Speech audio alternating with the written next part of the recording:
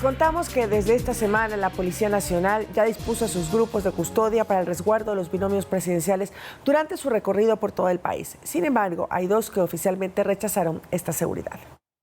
Gracias, así me llamo. Ya lo había adelantado en Noticias 7 el candidato a la presidencia por la alianza Actuemos, Otto Sonnenholzner. No, mire, nosotros le agradecemos mucho la iniciativa a la Policía Nacional, valoramos mucho su trabajo, los vamos a respaldar, pero creemos que en este caso y en estas circunstancias su presencia es más importante en los barrios, en las calles, que en nuestra campaña. Ellos hablan de la protección que el gobierno ha decidido dar a los binomios que buscan la presidencia y la vicepresidencia en el Ecuador. El día de hoy se incorporan ya de manera física, están ya a disposición de inclusive del CNE. He hablado con la presidenta Diana Tamaín para indicarle este pormenor. Toda la logística corre también por la Policía Nacional. Otro de los candidatos a la presidencia que no aceptó la seguridad de la Policía Nacional fue Daniel Noboa y lo anunció a través de su cuenta de Twitter. Aunque agradezco enormemente esta oferta de seguridad adicional, he tomado la decisión de mantener el uso de mi personal de seguridad privado. Son ecuatorianos que han estado conmigo a lo largo de varios años y que han demostrado su profesionalismo y su compromiso con mi seguridad. En caso de que los candidatos contraten seguridad privada, estos deberán tener permiso de porte de armas. Esta seguridad el candidato la puede aceptar o no. Si es que no la acepta, es responsabilidad absoluta del candidato. En cuanto a la seguridad de los aspirantes a la Asamblea Nacional, el CNE será quien centralice la información. Los partidos u organizaciones podrán requerir al organismo seguridad en caso de necesitarla y se analizará su pertinencia. Lo mismo se prevé que ocurra con solicitudes para mitines o concentraciones. Andrea Orbe, Noticias 7. Bien, en la entrevista que se le hacía al ministro del Interior, Juan Zapata, él daba un mensaje a los candidatos y les decía que él sugería rever esta decisión que ha tomado tanto Otto Sonnenholzner como Daniel Noboa para que la policía sea quienes dé el resguardo. Recordemos incluso que la guardia privada que podrían tener estos dos candidatos deberían entonces contar con un permiso de porte de armas y pues lo que ha dicho el ministro del Interior es que posiblemente no tengan todas las tácticas que tiene la Policía Nacional para poder pues resguardar no solo cuando hagan pues campaña en territorio, sino como ya lo decíamos en estas concentraciones con sus simpatizantes. Además recordemos que esto también es lo que ha ocurrido, más bien esta decisión se ha tomado por lo que ocurrió en febrero del 2023, en donde hubo, Caro, bastantes ataques a candidatos. Así es, justamente el dato exacto son 61 ataques que hubo durante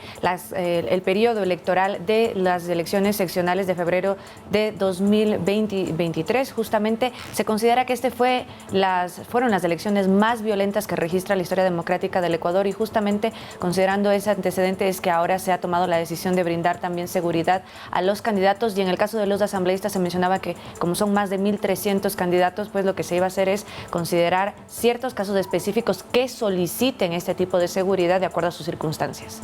Tenemos candidatos presidenciales con un poder adquisitivo bastante grande y que ellos ya desde hace muchos años cuentan con esta seguridad privada, por eso se sienten con mayor confianza. Hay algunos que incluso han mencionado que tienen temor de que ingresar a otro tipo de personas podría permitir que haya filtraciones o espías de lo que están haciendo, pero lo cierto, y retomo tus palabras, Andrea, y Carolina también, hemos registrado incidentes, inclusive ya en estos días, hace poco, hubo una supuesta amenaza de un explosivo que luego se descartó, pero lo cierto es que siendo un año con violencia y elecciones que pueden generar una serie de sentimientos y de efusividad y en otros casos también de ataques, lo cierto y lo que recomienda la policía y en este caso el ministro es que sí acepten esta custodia, que lo que va a hacer es estar coordinando con sus propios equipos. De esa manera se precautará la seguridad de todos y también de los asistentes cuando van a estos mitines públicos. Es decir, sería un trabajo mancomunado entre la seguridad privada y la policía y precisamente ha dicho el ministro Zapata que los equipos de custodia de guardia estarían listos en el momento en que ellos revean esta decisión y pues tomen precisamente al equipo de custodia para precautelarlos en estas preelecciones. El Consejo Nacional Electoral y ya inició la impresión de papeletas para asambleístas provinciales. Para continuar con las demás, habrá que esperar a que se subsanen los recursos interpuestos en el Tribunal Contencioso Electoral, porque el binomio presidencial de Javier Hervás y Luz Marina Vega, recordemos, fue impugnado, al igual que la candidatura de Patricio Carrillo como asambleísta nacional. Esta semana se podría conocer la sentencia del Tribunal Contencioso Electoral respecto al caso del candidato a la presidencia, Javier Hervas, un acto que el Consejo Nacional Electoral está esperando para poder continuar con el proceso y, de ser el caso, enviar a imprimir las papeletas con todos los binomios. Dar a conocer al Tribunal Contencioso Electoral que requerimos que estas candidaturas ya se encuentren solucionadas y tengamos un pronunciamiento por parte de ellos. Entendemos que ya los plazos están transcurriendo y según lo que manifestaron ya se tendría pronto ya una contestación por parte de ellos y un pronunciamiento respecto a este tema. El recurso de impugnación lo presentó la Revolución Ciudadana para que no se califique esa candidatura auspiciada por el movimiento Reto, lista 33. A su criterio, Hervas ejerce la representación legal de una empresa offshore en Panamá denominada AgriGroup Corporation desde el año 2004, algo que en la norma está prohibido. La organización política y los reemplazos en caso de incumplimientos aplica justamente para todas las dignidades por un tema de incumplimiento. De ser el caso, también la organización política tendría la opción de subsanar para que pueda proceder un reemplazo. Hervas ya se ha pronunciado en redes sociales. Una vez más, el movimiento Revolución Ciudadana quiere dejarnos fuera de las elecciones y trata de impugnar nuestra candidatura. Acomoda falsedades contra los que les resulta incómodos. Me ratifico. No tengo capitales o bienes en paraísos fiscales. Y no es el único caso que debe ser resuelto. Estamos esperando justamente, ya el Tribunal Contencioso Electoral emitió un pronunciamiento respecto a Patricio Carrillo. Estamos esperando a ver si es que ese fallo, esa resolución que sacó, es impugnada en la misma sede jurisdiccional o a su vez ya podemos contar con una certificación en firme. Asimismo tenemos la lista de la 435, la alianza ADN. Estamos esperando también que transcurra el plazo para que las organizaciones políticas presenten los recursos para que el Tribunal Contencioso Electoral pueda emitir la certificación y nos diga si es que existe algún tipo de recurso y podamos considerar que esa lista también esté en firme. Se tiene hasta el 6 de agosto para subsanar todas las candidaturas y que de esa forma queden en firme. Andrea Orbe, Noticias 7.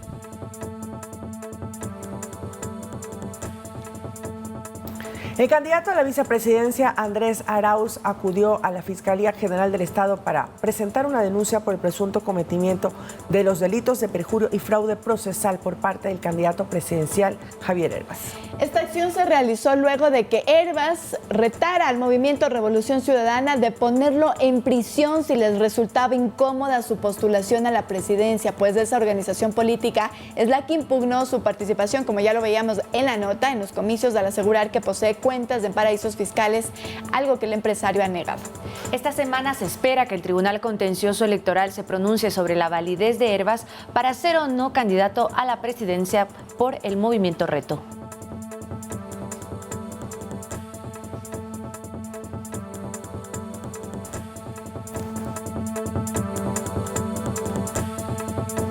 Bien, 7 de la mañana con 11 minutos. Continuamos. El presidente Guillermo Lasso se refirió a la consulta popular sobre la extracción petrolera en el Yasuní y mencionó que en el caso de ganar el sí, es decir, mantener el crudo bajo tierra, los ingresos fiscales se verían afectados y tocaría recortar el presupuesto de otras áreas.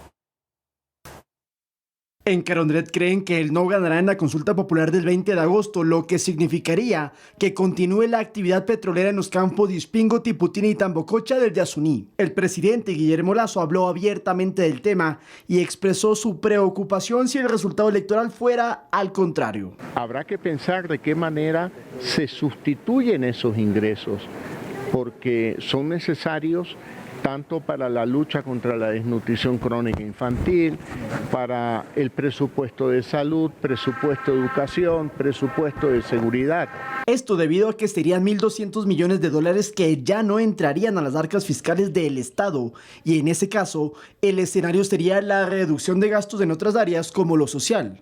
O se eliminan algunos subsidios que vengan a compensar estos ingresos que se pierden por la consulta del Yasuní. En cambio, quienes promueven el sí para dejar el petróleo en el subsuelo consideran que hay otras opciones. Por ejemplo, los ingresos por actividades turísticas en el Ecuador, donde el turismo de naturaleza es enormemente prioritario, representan el tercero o cuarto rubro más importante de las exportaciones del país. Los ambientalistas también proponen reducir las exoneraciones tributarias, atraer recursos de extranjeros de conservación o plata que ya está proyectada como gasto, hacerlo en otro tipo de inversión. Entonces, que se podrían usar justamente para inversiones de repotenciación de pozos existentes, temas de aprovechar el gas que están quemando los mecheros. Y es que el debate público de este tema mutó de lo ambiental a lo económico. No es cuestión de simplemente decir 1.200 millones menos de ingresos y no pasa nada. No, sí va a pasar algo. Por eso, de ambos lados sugieren informarse bien antes de contestar la pregunta, para que la decisión final tenga el impacto menos negativo en los intereses del país. Lautaro Andrade, Noticias 7. Bueno, ahí escuchamos las alternativas que se plantean frente a lo que será uno de los debates más intensos en las elecciones, la consulta por el Yasuní. Lo que también se menciona es que, de acuerdo a los cálculos que ha hecho Petroecuador, de aquí a 20 años, que es lo que estaba previsto a la explotación del bloque del ITT, pues la pérdida será más de 13.000 millones de dólares solamente en la exportación de crudo, más de otros 3.000 millones que costaría otros elementos alrededor de esta cese de actividades, es decir, 16.000 millones de dólares. Sin embargo, el gobierno ha dicho que son, de acuerdo a este cálculo, 1.200 anuales, pero los ambientalistas lo que mencionan es que no, ese cálculo está inflado y que solamente serían 147 millones que se podrían cubrir, como ya lo han expuesto en la nota, pues con diferentes alternativas, sobre todo de bioeconomía, que eso es a lo que se debería apuntar en esta transición ecológica. ¿Qué es lo que ha explicado también de parte, digamos, del gobierno? Ramón Correa, él es el gerente de Petroecuador, había ya explicado, incluso lo habíamos nosotros colocado aquí en Noticias 7, sobre cuánto podría demorar si es que ganase el sí, es decir, si es que el petróleo queda bajo tierra en el Yasuní, se podría demorar al menos 5 años en retirar todo lo que hay ahora mismo en ese sector. Lo que va a decir la pregunta que usted y yo vamos a responder el próximo 20 de agosto es que en un año se vaya, digamos, Petroecuador de ese sector, y pues lo que ha dicho el gerente es que eso sería casi imposible y que debería ponerse incluso tal vez un anexo en la pregunta para que se pueda dar los tiempos necesarios de ganar el sí en esa pregunta. Vamos a continuar con otros temas. 7 de la mañana, 15 minutos, y vamos a contarles que las cédulas caducadas, mucha atención, ya no son válidas en el país, pues el plazo para que puedan ser usadas terminó el pasado 30 de junio. Sin embargo, el documento sí podrá ser aceptado para sufragar el próximo 20 de agosto en las elecciones extraordinarias. Don Luis acudió bien temprano al registro civil para renovar su cédula de identidad, pues su tiempo de validez ya caducó el mes pasado y necesita su documento para realizar varios trámites. Y también en el banco, cada vez que renuevo mi estado de cuenta, me piden siempre la cédula. Y ahí me dicen que si no está la cédula correcta en el tiempo estipulado, no me atiende. De igual manera, Augusto Paccha fue a la matriz en el norte de Quito para obtener su nueva cédula, que la necesita para el seguro social. A veces en el seguro soy jubilado y me toca hacer a veces trámites en el seguro. Ellos saben que desde el 1 de julio las cédulas caducadas ya no son válidas ni en entidades públicas ni privadas, pues el plazo de prórroga para su uso terminó. Y la resolución donde permitía el uso de la cédula caducada o por caducar justamente finalizó el 30 de junio del 2023. De ahora en adelante, las personas que tengan este documento caducado ya no lo pueden utilizar. Todas las entidades tienen conocimiento de que esta resolución ya caducó y ya no pueden utilizar ese documento.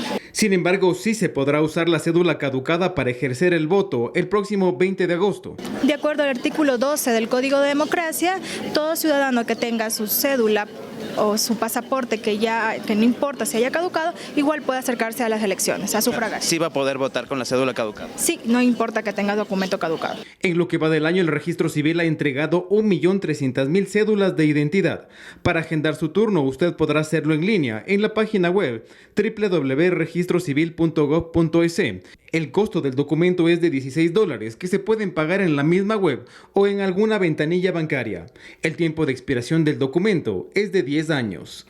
Edison Saavedra, Noticias 7.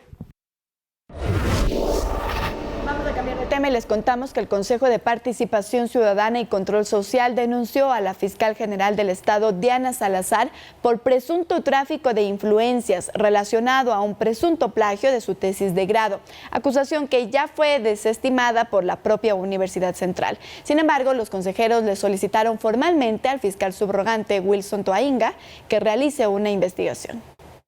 La pugna entre el Consejo de Participación y la Fiscal General del Estado parece no acabar.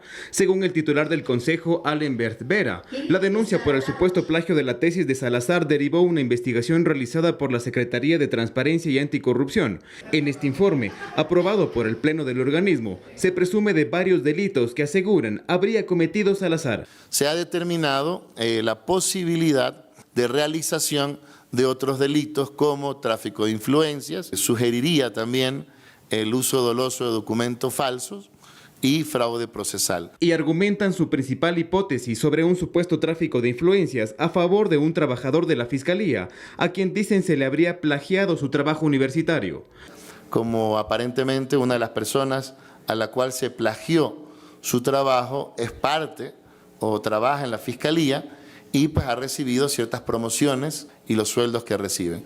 Aseguran que esta denuncia nada tiene que ver con el informe de la Universidad Central, donde se desmiente que la tesis de Salazar fue plagio. Sin embargo, esta universidad sí tiene procesos abiertos en el CPCCS. La Universidad Central, en un caso, tiene abierta una solicitud o denuncia por violación a derechos de participación, ya que no asistieron a una audiencia pública. Además de esto, hay una veeduría que se está realizando sobre el Consejo Universitario, porque no entregaron información, entiendo. En respuesta, la Fiscal General del Estado a través de un comunicado señaló que esto es otro intento de tomarse la Fiscalía y dice que el Consejo de Participación junto al colectivo Acción Jurídica Popular, conformado por los defensores de un abusador sexual, haciendo referencia al exdefensor del pueblo Freddy Carrión, buscan alcanzar sus protervos intereses de impunidad. Además que inventan o arman narrativas y cuentos para ganar notoriedad en el campo político. Aquí seguimos por si acaso y vamos a seguir denunciando a quien se tenga que denunciar y tomando las actuaciones que la ciudadanía así lo requieran. No nos van a intimidar. Este informe ha sido remitido a la Corte Constitucional, a la Contraloría, al CENESID, al CES, a la misma Universidad Central, entre otras instituciones, para que revisen si existe o no responsabilidad administrativa. Edison Saavedra, Noticias 7. Y a propósito de este tema, el presidente Guillermo Lasso se refirió a las acusaciones en contra de la fiscal Diana Salazar. Escuchemos lo que dijo el primer mandatario. Yo quiero expresar públicamente mi respaldo a la institucionalidad. Ella es una fiscal nombrada legalmente, tiene un periodo hasta el año 2025, tengo entendido, y ese periodo debe cumplirse. Y el gobierno respaldará a la señora fiscal de la Nación en las acciones que deba de tomar al respecto. Y la Fiscalía General del Estado informó que fue notificada con la sentencia escrita de la Corte Nacional de Justicia en el denominado caso Las Torres, en el que fueron sentenciadas 11 personas, entre ellas el excontralor subrogante Pablo Celi y el exgerente de Petroecuador Pablo Flores, como autores directos del delito de delincuencia organizada. A cada uno se le impuso una condena de 13 años y 4 meses de cárcel. La sentencia escrita se emitió a casi 5 meses de que el Tribunal Penal emitió el dictamen oral, pues lo anunció el pasado 10 de febrero. Y según la tesis de la Fiscalía, el delito de delincuencia organizada ocurrió entre 2017 y 2020 a través de la Contraloría, Petroecuador y de la Secretaría de la Presidencia, esto en el gobierno de Lenín Moreno, y con estas instituciones habría operado un grupo estructurado que cobraba sobornos a empresas contratistas a cambio de liberar pagos o desvanecer glosas. Es decir, hubo un contrato entre Petroecuador y una empresa por $20 millones y lo que tenía que hacer la Contraloría, y lo hizo Pablo Celi, fue desvanecer las glosas y con sus informes decía no sucede nada. Se lograron detectar que esto pasaba y los pagos no se llevaron a cabo, había explicado Salazar hace algunos meses. Hoy entonces ya sentenciado Pablo Celi.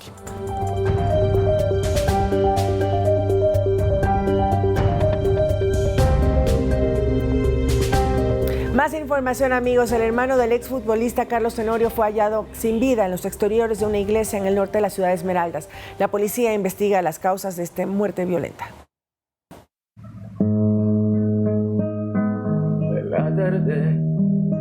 Su nombre era Jaime Tenorio Medina, conocido en Esmeraldas como el tenor de las voces, un cantante y periodista cuya vida fue arrebatada por el crimen organizado.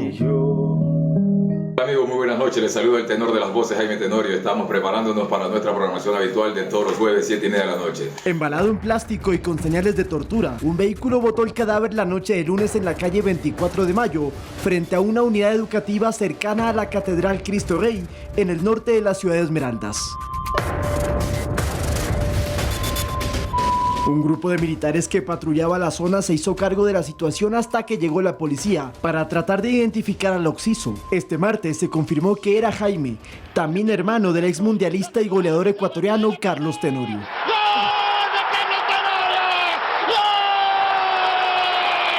Jaime, quien era padre de familia, tenía una discapacidad en su pierna derecha, pero en Esmeraldas lo conocían por su potente voz. Armando y preparando equipos. Nos vemos en breves minutos. No se lo pueden perder. Desde hace algunos años laboraba en el programa En Otro Tiro del canal digital Punto Cero TV. Seguimos desde las afueras del estadio Folke Anderson en vivo y en directo. Las unidades de inteligencia investigan a los responsables de esta muerte violenta que habría sucedido horas antes de que dejaran el cuerpo del hombre en la calzada. Por el momento, no hay un pronunciamiento oficial de las autoridades ni del exfutbolista, a quien años atrás le secuestraron a otro hermano, pero este nunca apareció. Mientras que en el caso de Jaime, la violencia fue la que apagó la voz del tenor. Lautaro Andrade, Noticias 7. Realmente una noticia lamentable y ya Carlos Tenorio, el exfutbolista, se ha pronunciado a través de su cuenta de Twitter. Si nos ayuda entonces producción con este comunicado que ha sacado él por parte de la familia, y él lo que dice es: queridos amigos y seres queridos, quiero expresar mi más sincero agradecimiento por las notas de pesar y condolencias que han enviado tras el fallecimiento de mi amado hermano. Sus palabras de apoyo y cariño han sido un gran consuelo en este momento tan difícil para nuestra familia. Sus muestras de afecto nos han dado fuerzas para enfrentar esta pérdida y nos han recordado cuánto amor y apoyo nos rodea. Además, dice este texto: valoramos enormemente su gesto de solidaridad y estamos profundamente agradecidos por su presencia en nuestras vidas. Apreciamos todo el apoyo emocional y las palabras reconfortantes que nos han brindado. Sepan que su amabilidad no pasa desapercibida y nos han ayudado a encontrar consuelo en estos momentos de duelo. Les agradezco sinceramente por estar a nuestro lado y compartir este difícil camino con nosotros, y lo firma Carlos Tenorio. Justamente la policía también está investigando las causas y relacionando lo que podría ser este incidente violento, una muerte violenta más en Esmeraldas y también con señales de tortura.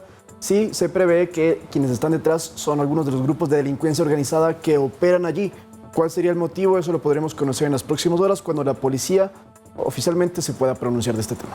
Se ha especulado que el hermano de Carlos Tenorio podría haber estado relacionado con una banda criminal. Esto no está o no ha sido comprobado, es una de las hipótesis que gira alrededor de esta muerte violenta. Tampoco las causas de la muerte se conocen también con certeza. Lo que ha dicho la autoridad es que luego que se haga la autopsia se darán estos resultados y que también permitan esclarecer quiénes pudieron haber estado detrás de, como tú decías, Lauta, una muerte violenta más que se registra en Esmeraldas, una de las provincias no solamente de Ecuador, sino de la región que registra en mayor cantidad de muertes violentas. En 2022 fueron 81 muertes violentas por cada 100.000 habitantes, una de las estadísticas más altas de la región, la tercera, de hecho, más alta de Latinoamérica. Y Esmeraldas está en las 3 provincias con más muertes violentas de todo el país. De las ciudades más violentas, también hablando de la ciudad de Esmeraldas, claro, de la región.